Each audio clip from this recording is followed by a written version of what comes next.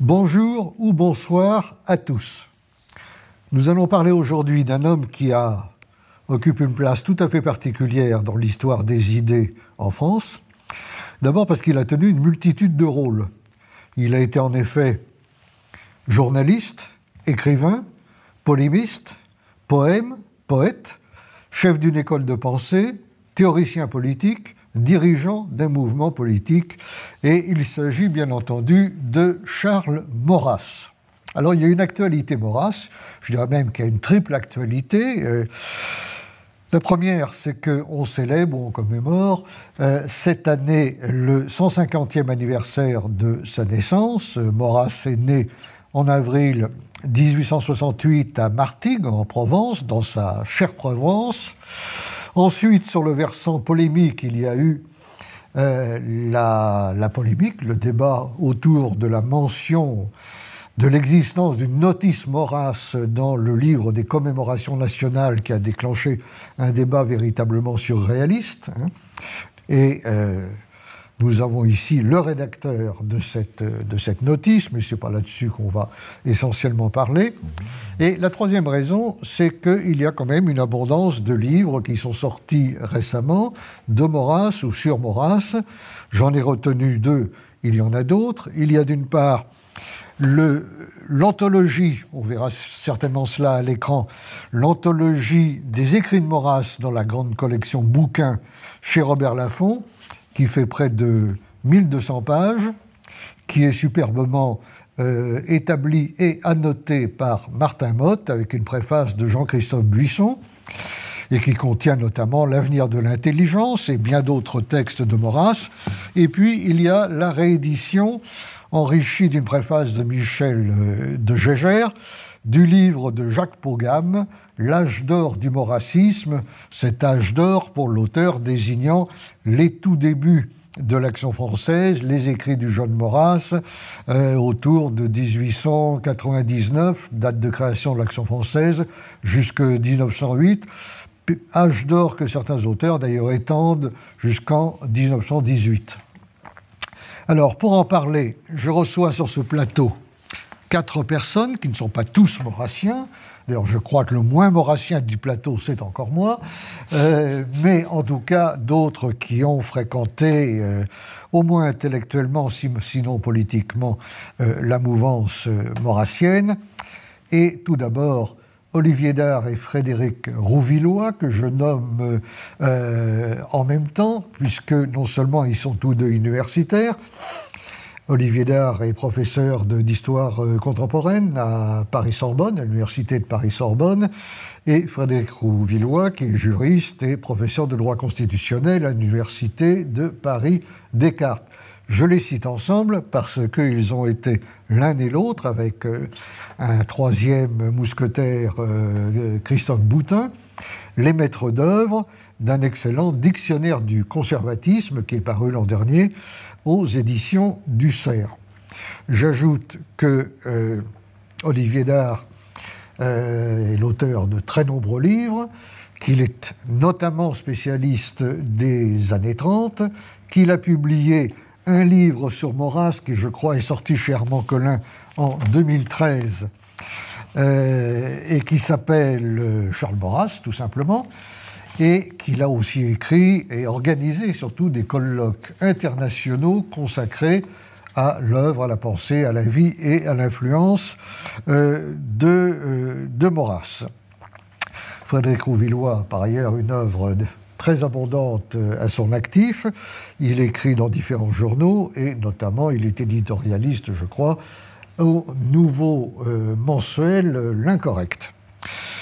Alors, Gérard Leclerc est lui aussi écrivain, journaliste, philosophe. Il présente par rapport aux autres la particularité d'avoir été dans sa jeunesse à l'Action française, d'avoir été l'une des têtes de file de la dissidence de 1971,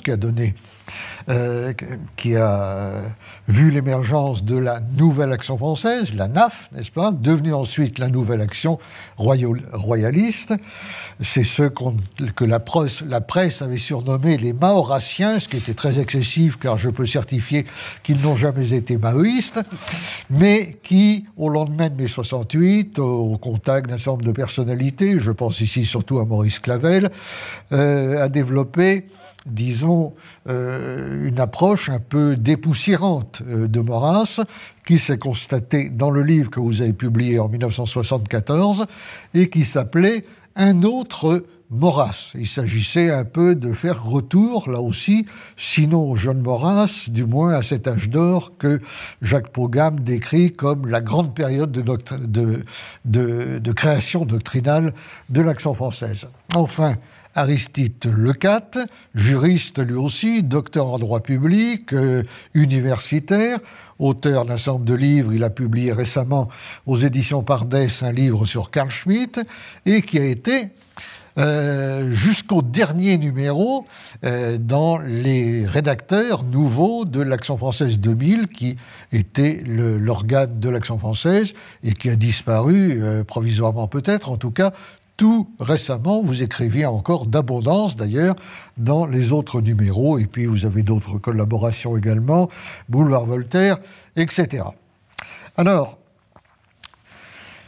le problème, évidemment, avec l'œuvre de Maurras, c'est que, d'abord, elle a été longtemps indisponible, d'où le côté bienvenu de cette anthologie, et que, d'autre part, Maurras, au fil du temps, sur la foi de rumeurs, de on-dit, est tombé dans un certain discrédit, il faut bien le dire. Dans le meilleur des cas, on n'en a retenu que des formules passe-partout, sur lesquelles on faisait d'ailleurs régulièrement des contresens. La divine surprise, la France seule, l'opposition du pays réel et du pays légal, l'empirisme organisateur, etc., etc. Et en réalité, l'historien des idées sait bien à quel point Maurras a été une figure véritablement centrale de son époque. Je crois que dans les années 20, on disait qu'un jeune n'avait le choix qu'entre se tourner vers Maurras ou se tourner vers Marx. Et le nombre de personnalités qui ont salué Maurras, en dehors même des Maurrassiens de stricte obédience, depuis Anatole France et André Malraux, qui ont été ses préfaciers, ce que on oublie souvent, de Proust à Pompidou et de Bergson à Walter Benjamin, Maurras a mobilisé les esprits. Alors, on va peut-être commencer de la façon suivante. Je vais me tourner vers l'historien du plateau pour qu'il nous parle un peu de l'importance objective de Maurras dans l'histoire des idées, en France bien sûr, peut-être aussi à l'étranger, et de l'influence qu'il a exercée. Je rappellerai d'ailleurs pour l'anecdote qu'en 1968, pour le 100e anniversaire de Maurras, le journal Le Monde, à l'initiative de Gilbert Comte, avait consacré 2 pleines pages très objectives à l'œuvre de Maurras. Autre temps, autre mœurs, c'est certainement quelque chose qui n'était pas imaginable du monde tel qu'il est devenu. Alors, Olivier Dard, l'importance et l'influence de Maurras. Alors, l'influence et l'importance de Maurras sont évidemment très importantes. Alors, très importantes parce que, effectivement, l'homme a vécu longtemps, et cette influence, au fond, elle démarre, vous rappeliez qu'il est né en 1868, cette influence, elle démarre assez tôt.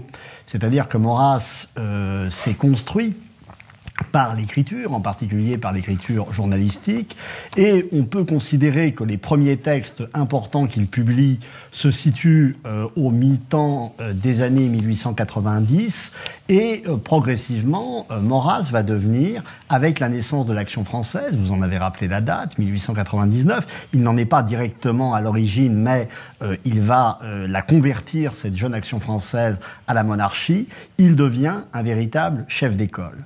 Alors je dirais qu'il y a 3 niveaux, sans doute, de l'influence de Maurras. Il y a d'abord, effectivement, cette capacité qui a été la sienne à se forger un certain nombre de disciples. Alors vous citiez gentiment ma biographie, elle a un sous-titre qui s'intitule « Le maître et l'action ».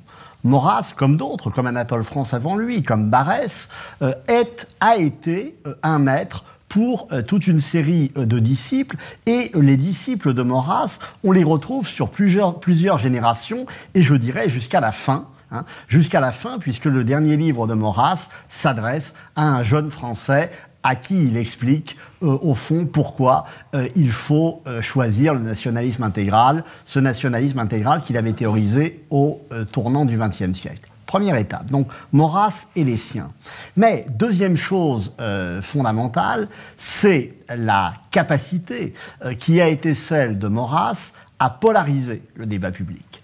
Et je dirais que ce qui m'intéresse sans doute le plus aujourd'hui, c'est moins, d'un certain point de vue, les maurassiens eux-mêmes que ses adversaires. C'est-à-dire que adversaires ou admirateurs, vous en citiez un certain nombre, des admirateurs qui ne sont pas nécessairement maurassiens, je pense en particulier au célèbre critique littéraire Albert Thibaudet, et toute l'importance de Maurras, c'est la polarisation qu'il a opérée dans le jeu politico-intellectuel français, alors évidemment avant 1914 déjà, mais ensuite, et jusqu'à son procès et jusqu'à sa mort, car le procès de Maurras peut être au fond considéré, pour une part, comme celui du mauvais maître, celui qui aurait induit en erreur un certain nombre de jeunes disciples et plus largement une partie des Français à l'époque, donc du régime de Vichy, de la France seule, etc.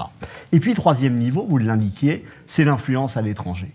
Je crois qu'on ne peut pas parler de Maurras sans songer à l'importance de cette influence à l'étranger, une influence qui commence avant la Première Guerre mondiale et qui va se poursuivre toute la vie de Maurras et même d'ailleurs au-delà, une influence qui s'exerce en Europe, principalement évidemment dans les pays de langue latine, donc Belgique et Suisse bien sûr, mais également Italie, Espagne, Portugal, sans non plus complètement négliger l'Allemagne ou la Grande-Bretagne.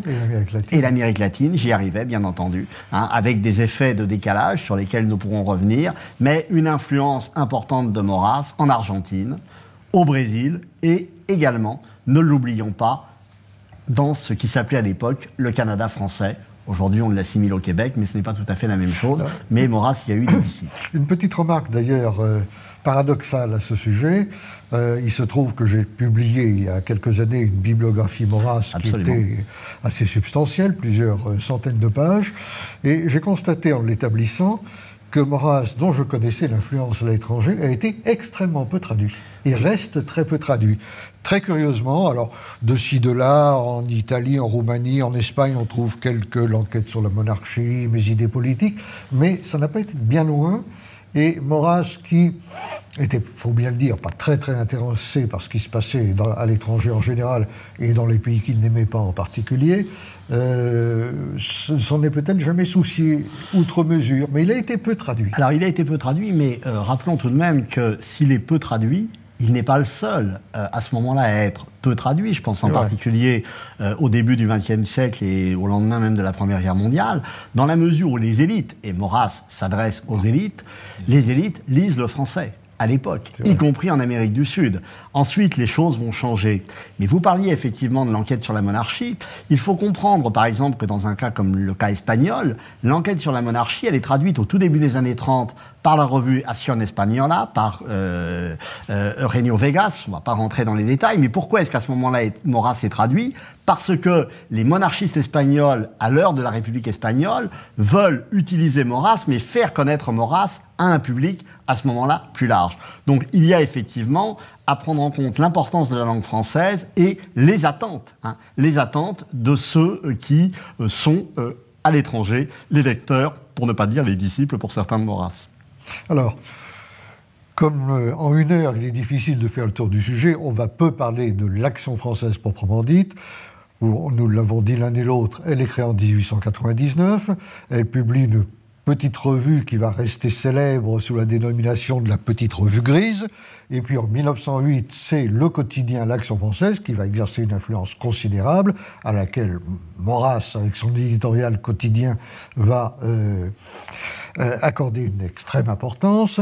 Et alors, toutes les annexes, les camelots du roi, etc., et l'Action française, avec différents avatars, va se maintenir. Elle se maintient toujours, puisqu'elle existe aujourd'hui encore, ce qui est un exemple extrêmement rare de longévité d'une école de pensée. Parce que le sous-titre de votre livre, Maître de pensée et d'action, objectivement, on a un peu l'impression que Maurras a surtout été un maître de pensée, plus que d'action. Et on sait combien certains dissidents célèbres, à commencer évidemment par le schismatique type Lucien Rebattet, daubera sur l'inaction française, hein, dans le cadre des émeutes de février 1934. Alors, maintenant, il faut évidemment en venir quand même à l'essentiel, c'est l'œuvre de Maurras, les grandes lignes de son œuvre, et vous avez tous les quatre quelque chose à dire là-dessus. Qu'est-ce qui est, à votre sens, le plus déterminant? Bon, on sait que Maurras, dans sa jeunesse, était assez régionaliste, fédéraliste même, il se déclare fédéraliste, à l'époque où il fait partie des Félibriges de Paris, où il publie son fameux manifeste avec Frédéric Amouretti, et il se convainc lui-même de la nécessité de la monarchie qu'il envisage sous la forme d'une sorte de raisonnement logique. Hein, il dit « la raison le veut ». Hein, quiconque, dit-il en substance, est préoccupé en priorité du bien commun de son pays et du sort de sa patrie ne peut que devenir royaliste. Il va convertir en royalisme les fondateurs républicains de l'Action française comme Henri Vaugeois, qui ne l'était pas à l'origine. Ça se passe en 1896, au retour, si j'ai bonne mémoire, de son voyage à Athènes, où il avait été envoyé en reportage pour couvrir les premiers Jeux Olympiques de Pierre de Coubertin. Et ça se passe donc 2 ans avant qu'éclate l'affaire Dreyfus en 1898. Alors, les grandes lignes de sa pensée, Frédéric Rouvillois, et puis vous prendrez bien sûr les uns et les autres la parole. Alors, cher Alain, comme vous le disiez à l'instant, il y a tellement de choses à dire qu'on est un petit peu écrasé par les perspectives et par les voies ouvertes, notamment par Olivier. Mais je trouve que la question de la polarisation est extrêmement intéressante et elle répond un petit peu à votre question. Effectivement, il polarise autour de lui, au fond, des amis, des proches, des disciples, et au fond, au point que on a le sentiment qu'au XXe siècle, la droite, finalement, à part quelques exemples auxquels vous avez été très directement mêlés, mais la droite, c'est au fond assez largement le maurassisme au sens large. Et par exemple, on en parlera tout à l'heure peut-être, mais une des questions très intéressantes sur ce point, c'est la question du rapport entre gaullisme et maurassisme, par exemple. Ouais. Dans quelle mesure, effectivement, le gaullisme n'est-il pas, à beaucoup d'égards, une sorte d'avatar éventuellement un peu républicanisé, mais pas forcément de manière très très claire, du maurassisme. D'autant que dans l'entre-deux-guerres, beaucoup de courants de droite non maurassiens sont souvent le fait d'anciens maurassiens. C'est ça. Ces fameux dissidents de l'Action française, dont Paul Serran, effectivement, a retracé l'histoire. Donc, voilà. Polarisation autour de Maurras et polarisation également contre Maurras. C'est-à-dire que c'est l'autre élément tout à fait saisissant, c'est que Maurras, depuis le tout début, en fait, depuis l'extrême fin du XIXe siècle et le début du XXe siècle, Maurras, c'est la tête de turc de la gauche. C'est la tête de turc de la gauche parce que la gauche, effectivement, a le sentiment que il réussit à donner à la pensée réactionnaire ou à la pensée conservatrice ou à la pensée contre-révolutionnaire une vraie densité intellectuelle, une vraie ossature. Et justement, ce que vous évoquiez à l'instant, le recours à la raison, l'importance capitale de la raison et de la construction rationnelle dans la pensée maurassienne, c'est quelque chose qui fait que on n'est plus face à quelqu'un comme, je sais pas, comme une sorte de prophète fuligineux comme Joseph de Maistre ou un contre-révolutionnaire un peu coincé comme Louis Veuillot. On est face à quelqu'un qui véritablement construit une pensée systématique et une pensée qui apparaît comme une réponse, peut-être pour la première fois depuis très longtemps, une réponse effectivement à la pensée de gauche. Donc, polarisation autour de lui de la droite et polarisation contre lui. Et le mot maurassien va devenir très rapidement, dans le langage, dans la rhétorique et dans le vocabulaire de la gauche et des médias de gauche, jusqu'à aujourd'hui. Parce que les choses n'ont pas changé, d'ailleurs, c'est une chose qui est tout à fait saisissante, va devenir effectivement une sorte de résumé de ce qu'il ne faut pas être. Alors, pendant quelques années ou quelques décennies, effectivement, on a pu utiliser le vocable fasciste à titre de remplacement, mais bon, on voit bien que ça fonctionne plus et que c'est... Et donc, le mot maurassien finit par revenir de nos jours, et par redevenir ce qu'il a pu être effectivement dans la rhétorique de la gauche, on le voit très bien, la polarisation l'incarnation du mal, oui. Finalement. Alors on le voit très bien sur tous ceux qui ont spéculé sur la revanche de Maurras ou le retour de Maurras à propos de Patrick Buisson, de Sarkozy, ce qui était tout à fait grotesque, n'est-ce pas? D'ailleurs, je crois qu'à titre personnel, Patrick Buisson était beaucoup plus influencé par Barrès que par Maurras. Il faut dire que cette gauche est très inculte. Donc, en dehors de Maurras, elle ne serait pas très bien que citée. Donc, c'est une espèce de diable qu'on agite comme cela. Alors, vous avez raison de souligner ce qu'il y a de novateur chez Maurras, c'est-à-dire sa volonté, à la fin du XIXe siècle, de créer une jeune droite, en quelque sorte, avant bien d'autres jeunes ou nouvelles droites, y compris dans son royalisme, qui n'est ni une sorte de vieux légitimisme nostalgique, ni la doctrine contre-révolutionnaire de Maistre ou Bonald, dont il n'endosse pas le caractère théocratique, finalement. Il faudrait parler aussi, éventuellement, de l'influence d'Auguste Comte sur lui. Donc, il y a recréation d'une doctrine. Oui. Alors, est-ce que c'est là qu'il faut distinguer, comme pour beaucoup d'autres auteurs, le jeune Maurras et le Maurras de la maturité. Le jeune Maurras de la fin du XIXe siècle écrit notamment sur le socialisme, sur la question ouvrière, avant même l'émergence du cercle Proudhon, des choses qu'évidemment il ne va plus dire après, d'où la thèse de nombreux auteurs, c'est d'ailleurs celle de Pogam, selon laquelle, s'étant rallié à l'Union sacrée pendant la Première Guerre mondiale, et compte tenu de l'émergence du communisme soviétique qui va susciter un puissant anticommunisme à droite, il devient un peu prisonnier d'un public plus conservateur ou plus réactionnaire. Il en devient en quelque sorte l'otage. Alors, jusqu'où peut-on pousser la métaphore? Bon, c'est un sujet de débat, mais il semble bien qu'il y ait quand même un contraste entre les deux Maurras, et c'est peut-être ce jeune Maurras qui vous avait séduit lorsque vous avez, Gérard Leclerc, écrit cet autre Maurras. Tout à fait. Il y a un mythe aussi, il faut dire, de ce jeune Maurras que j'ai fait revivre joyeusement. J'ai fabriqué un Maurras, comment dirais-je, quasiment 68 arts. Bon, c'était de ma part de la provocation, il faut bien le dire, mais il y a quelque chose de vrai. C'est que cette première action française, elle défend la classe ouvrière. Ouais. Maurras parle de l'honneur syndical et ouvrier. Sorel s'intéresse prodigieusement à Maurras à cette époque, et il y a tout un climat aussi, du côté syndical et socialiste. Au sens large du terme, il y a aussi... Maurras dit d'ailleurs explicitement, le socialisme n'est pas nécessairement démocratique ou parlementaire. Tout à fait. Donc, mais ce qui aide Maurras, si vous voulez, à développer cette veine, c'est aussi le climat du syndicalisme de l'époque. Dont le nom de Sorel, évidemment, est très symbolique.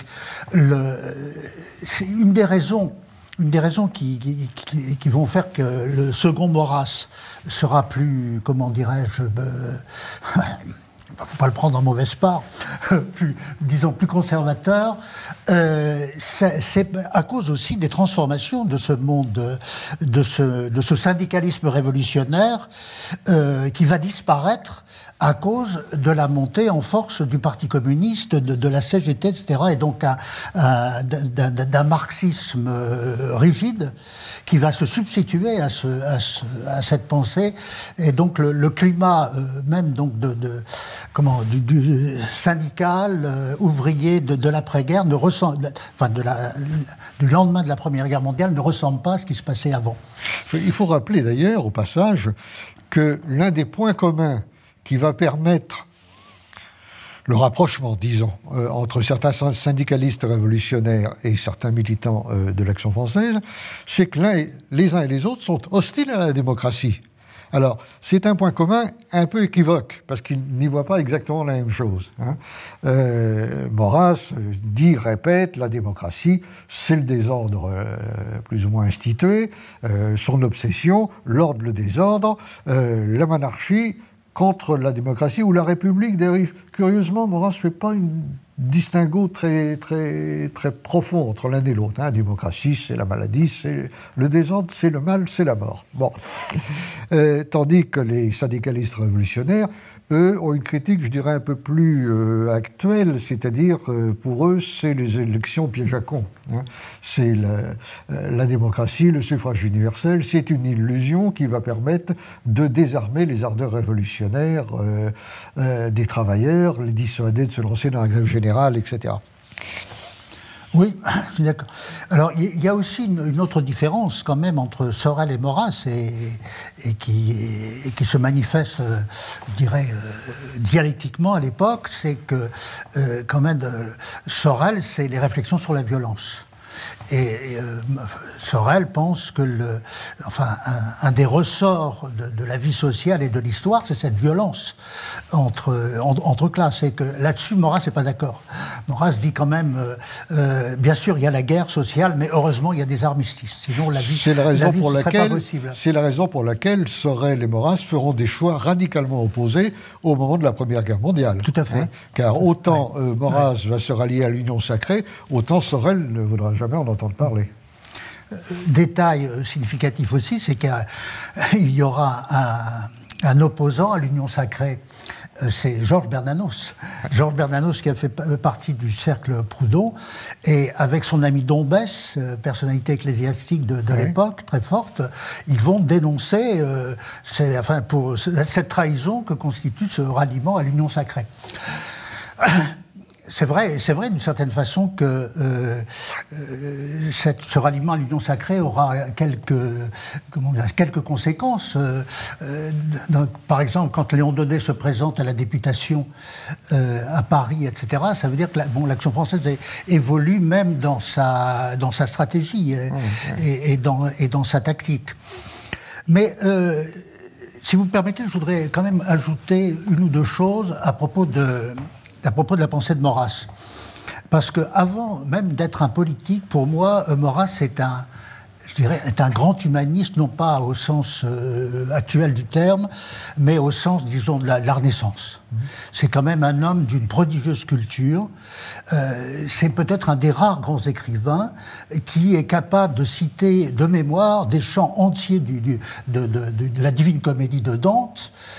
À mon sens, Peggy, qui est très proche de Dante, etc., n'avait pas cette connaissance de Dante qu'avait Maurras. Donc c'est comment dire, cette puissance de la culture maurassienne, à mon sens, elle est quand même très importante pour comprendre à quel point il a pu avoir une emprise sur son temps et une emprise sur les intelligences de son temps. Et puis il y a toute une œuvre, le politique est précédé de toute une œuvre littéraire très impressionnante. Enfin, le titre d'Antinéa, Le chemin de paradis, et aussi les premiers articles de critique littéraire de Maurras c'est là où il découvre Proust, par exemple. D'ailleurs, dans la double page que Le Monde a consacrée à Maurras, il y a quand même un article intéressant d'Antoine Compagnon, où, par exemple, Compagnon regrette que dans cette anthologie, dont on vient de parler, ne figure pas un certain nombre de grands textes de Maurras, de critiques littéraires, comme ses articles sur Baudelaire ou autres. Ce sera pour le tome 2. Son déchaînement contre le romantisme est d'ailleurs au départ un déchaînement littéraire. C'est une école littéraire qu'il condamne. Et c'est en même temps un déchaînement contre lui-même, parce que quand on lit soigneusement Maurras, on s'aperçoit qu'il possède beaucoup plus les romantiques que les classiques. C'est un Belge, je crois, Paul Dresse, qui faisait remarquer que dans la rhétorique maurassienne habituelle, spontanément, il pouvait citer Verlaine et Rimbaud, en définitive, plus facilement que Racine. Donc, et quand on lit les textes du jeune Maurras, on s'aperçoit qu'il connaît Victor Hugo par cœur. Avant même d'avoir été l'anti-romantique que l'on sait, Maurras est pénétré de... Enfin, son livre magnifique sur les amants de Venise, il connaît intimement toute cette histoire sentimentale qu'il raconte quasiment par le menu. Donc, avant d'être l'anti-romantique féroce que nous connaissons, il a été profondément romantique. Il y a un côté romantique contrarié chez lui. Mais Aristide Lecas... pour rebondir un petit peu... Oui, parce que je voudrais qu'on ne passe pas à côté de ce que ceux qui nous regardent attendent quand même, s'ils ne connaissent pas Maurras, c'est quoi les idées de Maurras, l'essentiel des idées de Maurras, indépendamment du fait qu'il pouvait citer dans le texte. C'était pas le seul Maurasillac, pouvait citer aussi des poèmes de Vite aussi, de mémoire. Mais non, vous avez raison d'insister, de revenir sur le Maurras littéraire. Le Maurras politique est connu. En tous les cas, cette gauche inculte dont vous mentionniez tout à l'heure fait mine, avec quelques slogans, de connaître le Maurras politique. Le problème, c'est que le Maurras politique, à mon sens, je crois, est incompréhensible sans le Maurras littéraire. Alors, vous en rendez compte dans votre ouvrage L'autre Maurras, on en parlait tout à l'heure en coulisses, que je recommande parce que c'est vraiment... J'en ai relu quelques pages pour préparer un peu l'émission, et c'est vrai que c'est un ouvrage qui est vraiment très très bien. Maintenant, dans le compendium proposé par les éditions Robert Laffont, on retrouve quand même des pages quand même du Maurras littéraire, et heureusement, parce que le Maurras littéraire sert à comprendre le Maurras politique. La critique du romantisme que fait Maurras, qu'il applique évidemment à sa démonstration politique, est évidemment incompréhensible si on n'a pas conscience quand même, d'abord de sa parfaite connaissance du romantisme, de la littérature romantique, et finalement, je dirais, quelque part, je dirais du goût qu'il en avait aussi, parce qu'il avait quand même un goût romantique quand même assez... C'est ce que vous aviez d'ailleurs noté, je crois, dans un numéro spécial de Nouvelle École sur Maurras. C'est un petit peu la contradiction qu'il y avait entre le Maurras, finalement, qui critiquait les romantiques, mais qui finalement en était profondément un, ou qui finalement... voilà. Alors, sur le Maurras politique, pour répondre là aussi brièvement à ce qui pourrait demander à elle seule une nouvelle émission, je dirais que le Maurras politique, c'est un Maurras qui a pris naissance, on va dire, au moment de son voyage en Grèce pour couvrir les Jeux Olympiques. Les Jeux Olympiques de 1896, si je ne m'abuse, c'est à partir de là que Maurras, finalement, va commencer à bâtir politiquement, en tout cas va commencer à avancer les pions d'une doctrine qui mettra plusieurs années à échafauder, quoi qu'en dise l'ami Jacques Pogam. L'âge d'or ne se réduit pas quand même aux 8 premières années, mais enfin bon, c'est peu importe. Mais c'est à partir de là que Maurras va prendre conscience qu'il y a quelque chose de pourri dans le Royaume de France, qui s'appelle la Troisième République, mais c'est pas uniquement le régime Troisième République, c'est surtout ce qu'elle représente. Donc, c'est-à-dire la démocratie, les idéaux de 89, etc., etc. C'est à partir de là que Maurras, finalement, va, je dirais, prendre conscience du « eux » et du « nous ». Hein. Alors, c'est pas, là aussi, on a dit beaucoup de bêtises. Hein. C'est pas nous les nationalistes qui avons raison et les cosmopolites qui pourraient, chez Maurras, éventuellement traduire une certaine xénophobie. Je pense que Maurras n'était absolument pas xénophobe, hein, contrairement à ce on pourrait en discuter, mais il n'était pas xénophobe et il n'était pas surtout un nationaliste ni haineux, ni moins un nationaliste, je dirais, exclusiviste. C'était un nationalisme qui était précisément nourri de son contact avec la Grèce, de son amour de la Grèce. Il était évidemment amoureux, je dirais, d'une certaine littérature, d'une certaine philosophie grecque, qui lui avait appris que ce nationalisme-là, finalement, cette espèce de préférence, était finalement un principe d'équilibre. Voilà. Maurras était contre la démesure et il avait puisé chez les Grecs précisément cet enseignement. Et ce qu'il voyait justement aux Jeux Olympiques d'Athènes en 1896, c'est précisément ce déchaînement des passions nationales qui d'ailleurs l'avait effrayé. Il disait, mais d'ailleurs, il cite d'ailleurs, je crois dans les lettres aux Jeux Olympiques, ou sur le signe de Flore, je crois, il dit, voilà, avant nous avions les ambassadeurs qui faisaient les intermédiaires entre les peuples et les chefs d'État. Et aujourd'hui, finalement, avec les progrès techniques, eh bien, les peuples vont se parler directement et au point presque de s'agresser. Et c'est très intéressant cette approche-là, parce que finalement, Maurras, qu'est-ce qu'il voit? Il voit la démesure démocratique et ce qu'elle peut engendrer. Voilà. Bon, je ne veux pas trop monopoliser le débat. Oui, mais, bon, évidemment, c'est toujours les mêmes questions. On peut se demander si la démocratie se ramène à ce qu'en dit Maurras. Moi, je ne le pense pas, mais c'est quand même, il y a chez Maurras vraiment, c'est un auteur à système. Il n'a pas tort de dire que si on admet telle et telle étape, on est conduit nécessairement là où il veut conduire ceux à qui il s'adresse. Mais évidemment, si on ne rentre pas dans le système, ça reste très abstrait, très artificiel. Hein. Que ce soit sur la monarchie, que ce soit sur sa méthode empirique, que ce soit sur la démocratie. Alors vous avez raison de dire que ce n'est pas quelqu'un qui est un homme de haine. Il ne l'est absolument pas. Xénophobe, il faut bien dire qu'à l'époque tout le monde l'est un peu. En tout cas, il n'est pas raciste. Non. Ça, c'est absolument certain. Sa critique de l'Allemagne, d'ailleurs, c'est la critique du pays de la démesure, wagnérienne, etc. Bon, et tous les stéréotypes qu'on voyait se développer pendant la guerre de 14, tout particulièrement. Donc, mais en même temps, comment dire, c'est quand même tout l'un ou tout l'autre. Hein. C'est-à-dire que la monarchie, c'est le bien, c'est l'ordre. La démocratie, c'est le mal, c'est le désordre. Alors, dans la vie réelle, c'est peut-être un peu plus compliqué que ça. Alors, hein. Oui, mais voilà, je crois que s'il y a vraiment un mot qui doit peut-être résumer le thème Maurras aujourd'hui, c'est le terme de complexité. Mais au sens véritablement où la pensée de Maurras est une pensée dense, une pensée complexe. Je pense qu'il faut éviter tous les raccourcis définitifs. Maurras était contre la démocratie en tant que régime politique. Néanmoins, et c'est très important là aussi, et il faut revenir à ses écrits sur la décentralisation, sur le fédéralisme, Maurras était épris de liberté réelle, de liberté concrète.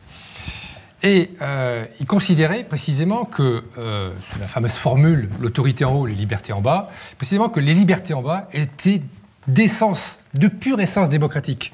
Mais que l'autorité en haut ne pouvait pas être tirée à hu et à dia, d'accord, par les aléas, les incertitudes, le caractère indécisionnel du parlementarisme, c'est ce qu'il a critiqué vertement. Et la phrase célèbre, l'anarchie plus sain. Hein. Ça, c'était Bernanos. Bon. Mais c'est vrai. Mais c'est encore autre chose. Non. C'est très vrai. Bon, alors... Oui, mais moi, je voudrais juste rajouter peut-être quand même quelque chose, parce que, bon... Tout à l'heure, Aristide Lecade disait effectivement la construction doctrinale s'opère effectivement dans la deuxième moitié des années 1890, certes, mais n'oublions pas quand même que effectivement à l'origine Maurras est quelqu'un qui se cherche entre la littérature, la philosophie, etc. Mais sa correspondance avec l'abbé Penon nous montre très bien que s'il n'a pas à 18 ou 19 ans j'allais dire, une doctrine politique fixe, il a un certain nombre d'attitudes politiques très précises.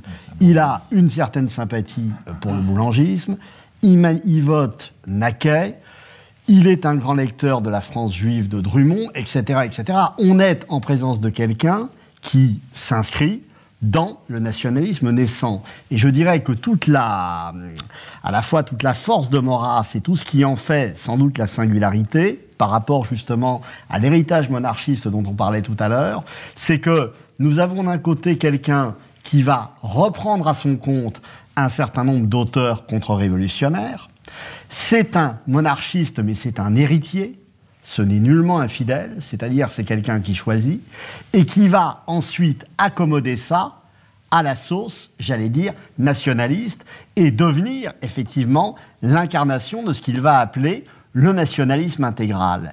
Et Maurras, de ce point de vue, comme Barrès d'ailleurs, est, me semble-t-il, d'abord un grand auteur nationaliste, au sens effectivement où il l'entend, avec, cela étant, la désignation d'un certain nombre de figures de l'ennemi.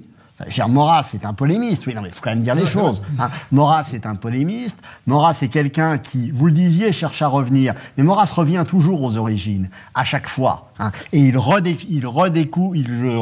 redécouvre pas d'ailleurs, il refait le même chemin, y compris à son procès, pendant 160 pages, il revient sur ce qu'il a été et il explique comment il avait raison, selon lui, au début, et comment, parce qu'il avait raison au début, il a raison à la fin. Mais c'est qu'en même temps quelqu'un qui construit effectivement son discours sur un certain nombre d'ennemis, les célèbres 4 États confédérés, francs-maçons, juifs, métèques, etc.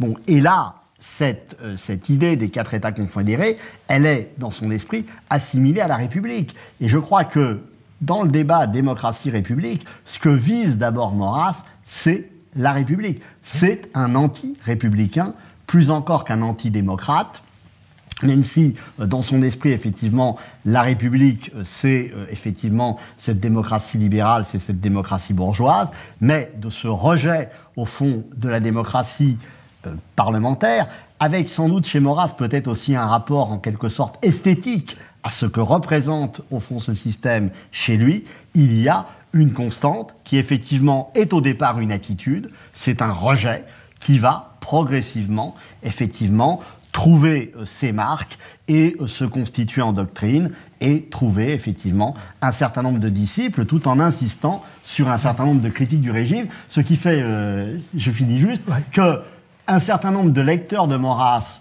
sans être maurassiens, vont pouvoir partager un certain nombre de critiques qu'il adressait au régime parlementaire de la Troisième République. Alors, ce qui est assez intéressant, qu'il faut peut-être souligner, c'est que, théoricien de ce qu'il appelle lui-même le nationalisme intégral, il ne fait pas de ce nationalisme intégral un principe universel. Non.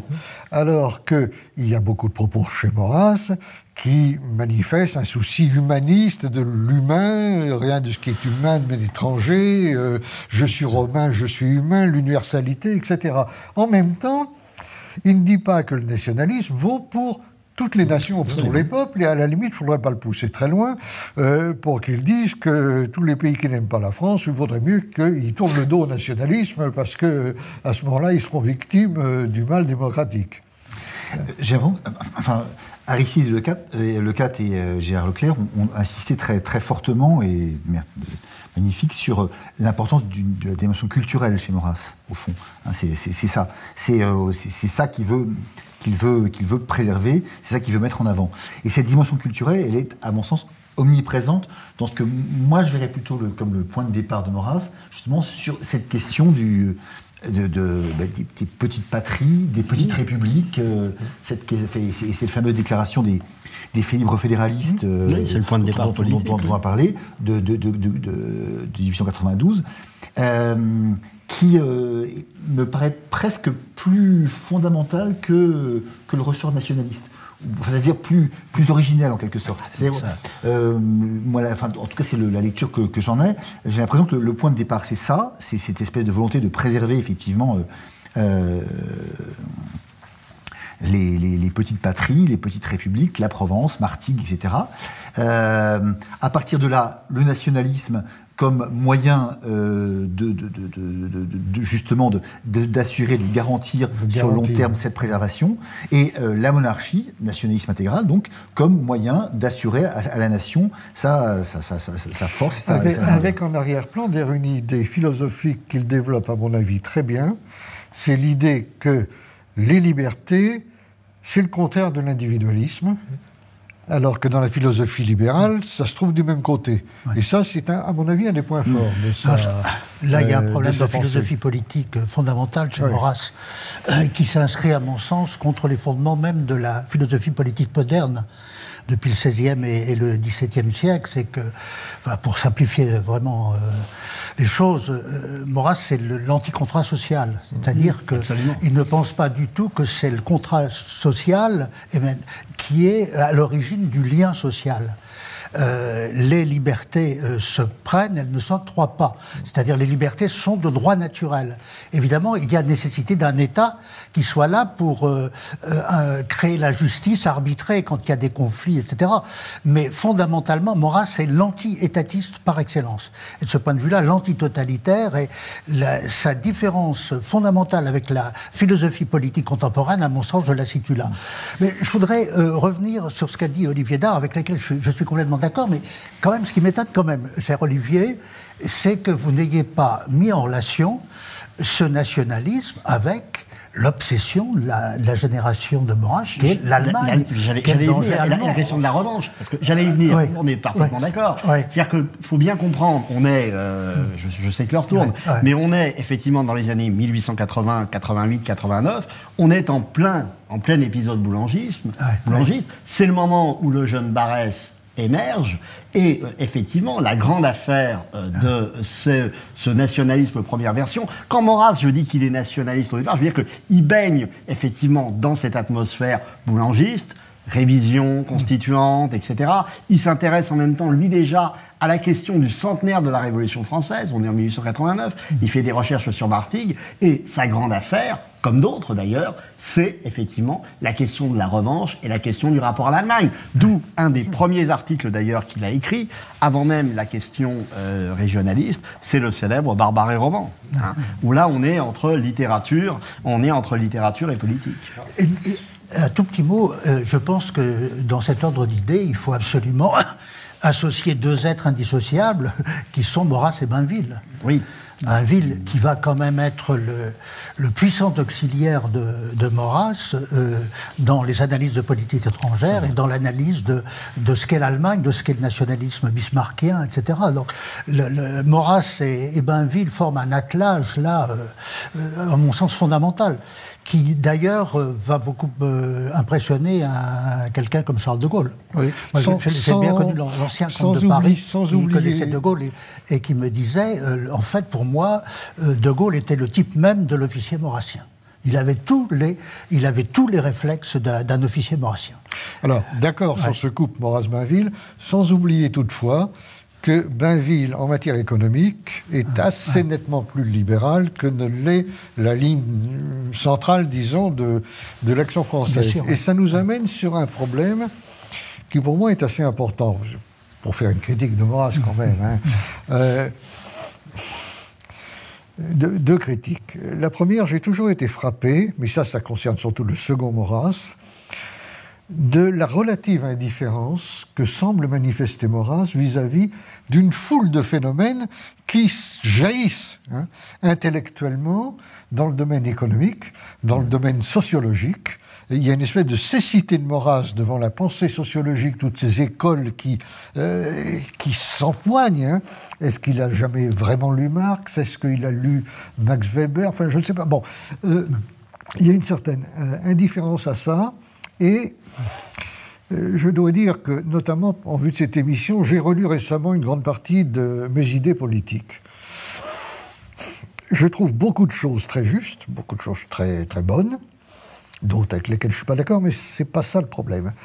Je trouve que c'est incroyablement superficiel. Il n'y a pas un véritable travail. Vous voyez ce que je veux dire? Il n'y a pas un véritable travail conceptuel. Il fait des remarques dont certaines sont, comme on dit, frappées au coin du bon sens, mais il n'y a pas vraiment un travail intellectuel. Peut-être parce que c'est essentiellement un littéraire. Moi, j'aime beaucoup la littérature, mais c'est merveilleusement écrit. Ses travaux littéraires, ses poèmes, etc. sont admirables. Mais quand il théorise, il a plus le ton d'un écrivain que celui d'un vrai théoricien politique, si vous voyez ce que je veux dire. Hein? Je pense que sur Mes idées politiques, il faut quand même se souvenir que c'est un ouvrage qui est intervenu, la première édition, je crois que c'est 1937. Oui, chez Fayard. Oui. Mais Mes idées politiques n'est qu'une mise en forme de réflexion déjà entamée bien avant. Bien sûr. Premièrement. Et deuxièmement, vous me permettrez d'être un petit peu en désaccord. Non, mais je pense que... Pas hésiter à le dire. Je pense que quand vous lisez quand même sa politique naturelle, qui pour moi était quand même un traité d'anthropologie politique, et franchement, alors, on peut ne pas être d'accord forcément avec les postulats, mais tout de même, Maurras, enfin, je pense qu'il n'y a pas eu de pages aujourd'hui égalées qui ont été écrites sur le fait que finalement l'homme, et c'est ce qui est d'abord dépendant, d'accord, de la société. Il est le fruit.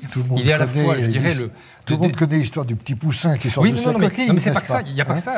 C'est quand même cette politique naturelle, si vous voulez, elle n'est pas arrivée comme ça ex nihilo.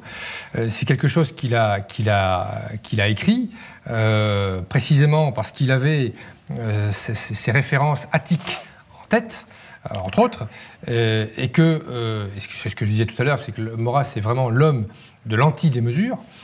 Il est contre l'hubris, quelle qu'elle soit, et la politique naturelle est vraiment au fondement même, je dirais, pour reprendre un de vos termes, de l'anthropolitique maurassienne. En tout cas, il faut le lire. Mais si je puis me permettre encore sur ce texte-là, Mes idées politiques, c'est un coup de journaliste, enfin c'est un coup d'éditeur en fait. Hein. C'est une anthologie qui a été établie par quelqu'un d'autre que Maurras. Absolument. Et le seul texte qui soit effectivement de lui en 1937, c'est cette fameuse politique naturelle qui effectivement est une espèce de tentative de synthèse de sa philosophie. Le reste, effectivement, vous avez raison, c'est superficiel, mais c'est superficiel comme un article de journaliste aujourd'hui, hein, parce que c'est l'objectif de Fayard qui veut faire un gros tirage, qui réussira d'ailleurs à le faire. Voilà. Donc, je crois que le Maurras puissant, le Maurras profond, le Maurras théoricien, il est pas là. Il est par exemple dans l'enquête sur la monarchie, par exemple. Il est là un vrai théoricien. Si vous voulez. Mais alors, pour le coup, je voudrais moi revenir sur ce que disait Alain Benoît, effectivement, sur la question ce qu'on pourrait appeler les sciences sociales. Effectivement, je pense que c'est quelque chose qui, là, lui échappe complètement. Et effectivement, c'est fâcheux. C'est fâcheux, mais ça remonte à loin. Parce que quand il est chargé de faire les travaux de Victorine Villene le montrent très bien, quand il est chargé, au début, il a 20 ans, 21 ans, de faire un certain nombre de comptes rendus pour des revues leplésiennes, sur des articles d'économie, etc., ça l'ennuie profondément. Donc je pense qu'effectivement, l'économie lui échappe, la sociologie lui échappe, et ça ne lui permet pas de comprendre, évidemment, ce qu'un Georges Valois comprend parfaitement au lendemain de la Première Guerre mondiale, c'est-à-dire qu'on a une économie nouvelle et qu'on ne peut plus se contenter dans l'entre-deux-guerres d'en appeler simplement Oman, de la Tour du Pin, de Saint-Thomas d'Aquin, etc., etc. Qu'il faut peut-être passer à autre chose à l'heure du taylorisme, du capitalisme mondialisé, etc. Absolument. Alors, il nous reste malheureusement peu de temps. Je voudrais vous poser aux uns et aux autres deux questions. L'une est banale, mais il y en a une autre qui n'appelle, je pense, qu'une réponse relativement simple, que je vous pose parce que moi, je me la pose. Et c'est celle-ci. Est-ce que, pour Maurras, pour les idées de Maurras, le fait de s'être appuyé sa vie durant sur un mouvement politique dont son nom est devenu plus ou moins indissociable, est-ce que ça lui a profité parce que ça lui faisait un public permanent, n'est-ce pas? Ou est-ce que ça l'a desservi?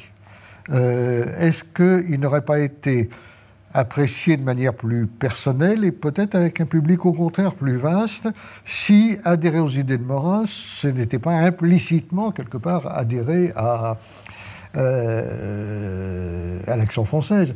Il y a eu un très grand nombre de dissidents. Ça, c'est une histoire récurrente à l'Action française, vous le savez mieux que personne. Il y a toujours eu des dissidents, depuis Georges Valois et Louis Dimier jusqu'à Jean de Fabrègue, Maritain, Bernanos, Thierry Monnier, Baudelomini, etc. etc. Est-ce que ces dissidences ne sont pas le fait de gens qui en sont venus à s'opposer à Maurras simplement parce qu'ils n'étaient plus d'accord avec l'Action française? Vous voyez ce que je veux dire? Je crois pas. Je veux dire, ça a été une bonne chose pour Maurras d'être en même temps le chef de l'Action française ou pas? Rapidement, parce que... Écoutez, rapidement, je pense que ça... c'est indissociable de sa pensée, donc on peut difficilement imaginer qu'il en fait autrement, comme pour Marx, si vous voulez. Il y a un rapport entre les deux qui... Je sais bien, mais vous savez que James McCierney, qui a écrit un livre sur Maurras et son temps, je crois en 1977, disait « Il n'y a jamais eu qu'un seul Maurrassien ». C'est Maurras lui-même, ce qui fait penser à ce que disait Marx, qui disait, moi en tout cas, ce que je sais, c'est que je ne suis pas marxiste. Oui. Mais bon, voilà, est-ce qu'on peut concevoir Marx effectivement sans... Oui, moi je pense que, si vous voulez, c'est difficilement dissociable, d'autant que Maurras doit être compris comme un acteur collectif. C'est ce qu'il a cherché. Et je ne pense pas qu'on puisse dissocier les uns les autres. Maintenant, ce qui est tout à fait intéressant dans les dissidences de l'Action française, c'est que la rupture ne se fait pas véritablement avec l'Action française, qui, à la différence, par exemple, du Parti communiste, n'a aucune culture d'appareil.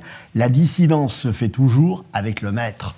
Et c'est un rapport très personnel qu'ont les uns et les autres. Et je dirais que le plus intéressant chez un certain nombre de dissidents, vous citiez Lucien Robatet, c'est qu'ils ne se sont manifestement jamais remis de leur rupture avec Maurras, Bernanos. Aristide Lecat, rapidement là-dessus. Oui, je pense qu'il ne faut pas dissocier le maître et l'action française.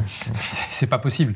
Alors, c'est la thèse de Pogam, d'ailleurs, qui dit qu'effectivement, Maurras est finalement abîmé dans l'action française. Mais je pense que, et je vous rejoins tout à fait, c'est vrai que les dissidents, ce qui est frappant, c'est par rapport au maître. Alors, pour moult raisons d'ailleurs, mais c'est plus à l'inaction du maître, finalement, qui s'est comporté plus comme un théoricien que comme un chef politique. C'est aussi votre avis, Gérard Leclerc? Oui, en fait, Maurras a fait un énorme sacrifice de lui-même en s'investissant complètement à l'Action française. Il a sacrifié probablement une vie littéraire, il a sacrifié de superbes livres qu'il aurait écrits, mais c'est sa vocation.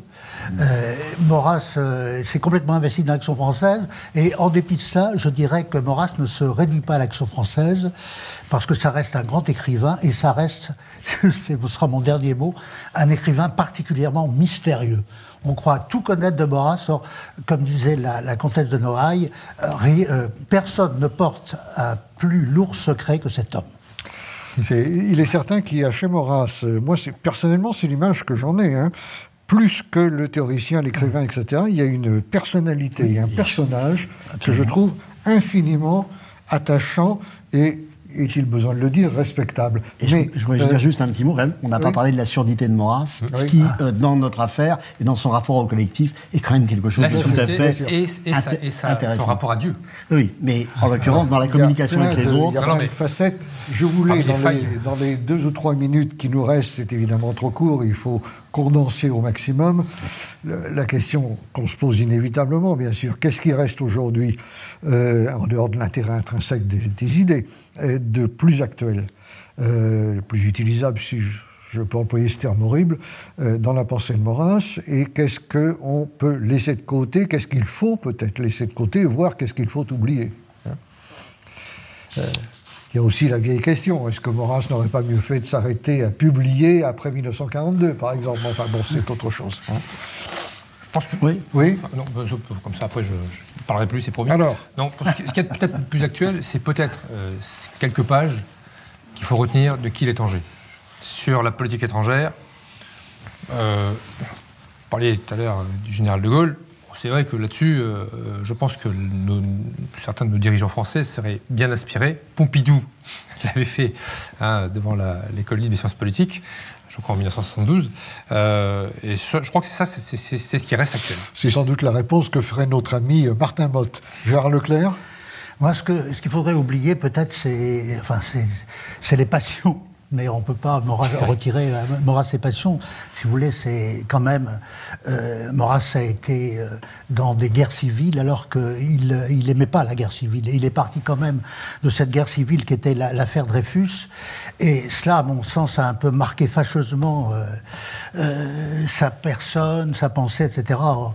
Est-ce qu'il est possible de penser Maurras indépendamment de cette guerre civile perpétuelle en France, dont il a voulu nous libérer, mais sans le pouvoir, malheureusement? C'est aussi un homme, d'ailleurs, qui a cristallisé tous les paradoxes, on l'a souvent dit, mais refondateur de l'idée royaliste, finalement, il est plus ou moins désavoué par son prince, grand défenseur de l'Église catholique, il est condamné par le Vatican en 26, interdiction levée 13 ans plus tard, mais pendant 13 ans, ça lui a fait le plus grand mal. Adversaire éperdu de l'Allemagne, condamné à la libération pour intelligence avec l'Allemagne. Donc on a toutes ces choses extraordinaires. Mais sur la question, qu'est-ce qu'il vaut mieux laisser de côté? Qu'est-ce qu'il faut retenir? Écoutez, ce qu'il faut retenir, c'est peut-être ce qu'évoque Olivier dans le dictionnaire du conservatisme, l'image d'un conservateur intégral. Et à ce titre-là, peut-être retenir et relire la merveilleuse lettre qui s'intitule L'Arche Nouvelle, qu'il écrit à Pierre Boutan tout à la fin de sa vie, et qui, au fond, dresse un programme minimum, on va dire, de résistance à la barbarie. Lettre qu'on retrouvera d'ailleurs dans ce volume. Olivier Daure. Oui, je rejoindrai un peu pour ce qu'il faut laisser les passions dont parlait Gérard Leclerc, avec cette idée qu'effectivement, au-delà de bon, il y a bien sûr toute la question antisémite, mais il y a aussi à avoir à l'esprit que Maurras est quelqu'un qui a écrit des dizaines de milliers d'articles, donc sur un certain nombre de domaines. Aujourd'hui, il est évidemment illisible, au sens où ça ne correspond plus du tout aux enjeux qui sont les nôtres. Alors, des choses, effectivement, peut-être, dans les débats sur les questions de décentralisation, de fédéralisme, je pense qu'il y a un certain nombre de choses peut-être à retenir, et notamment dans son débat avec Paul Boncourt du début du XXe siècle. Oui, bon, certainement beaucoup de choses sont à dire et ont été dites. Hein. Je parlais de la bibliographie, on arrive à 400 livres sur Maurras, publiés dans le monde à peu près, ce qui est quand même très, très considérable. Ce qui me frappe dans la réponse que vous avez faite à la dernière question, c'est qu'aucun d'entre vous a dit dans ce qui reste, il reste le royalisme. Ça, c'est vraiment très frappant. Alors, moi, je m'avançais prudemment sur cette question-là, mais bon, il est certain que le royalisme, quelle que soit la sympathie qu'on peut avoir pour l'idée, je la vois mal se cristalliser aujourd'hui, parce qu'on ne peut plus avoir une monarchie de droit divin dans un pays qui n'est plus organisé par des valeurs chrétiennes, et la démocratie parlementaire constitutionnelle, dont Maurras dit d'ailleurs plutôt du mal, on sait bien que ce sont des démocraties couronnées, et quand on voit les monarchies actuelles, leurs sociétés ne sont pas vraiment différentes d'une autre, et en ce sens, il est possible que Maurras ait un peu surestimé le pouvoir des institutions. Il reste... Oui. Cher Alain Benoît, il y a un paradoxe énorme. Oui. C'est que la France est quand même le seul pays vraiment monarchique en Europe. Beaucoup plus monarchistes que les monarchies constitutionnelles à cause de la Constitution de la Ve République. Absolument. Et quand on lit les mémoires du général de Gaulle, qu'est-ce qu'il a voulu, de Gaulle? Il a remédié, comment dirais-je, à une absence fondamentale. Cette absence fondamentale née de la Révolution de 89. De Gaulle le dit en toutes lettres. Et donc ce qu'il a voulu faire, était exactement dans l'intention de Maurras, c'est-à-dire rétablir une monarchie. Et la posture jupitérienne de notre président de la République. Non, mais c'est vrai. Souvenez-vous de l'entretien qu'il avait accordé au tout cela très longtemps. Merci à tous les quatre, et j'espère qu'il y aura bien d'autres débats sur Maurras. En tout cas, dans l'immédiat, lisez-le. À bientôt.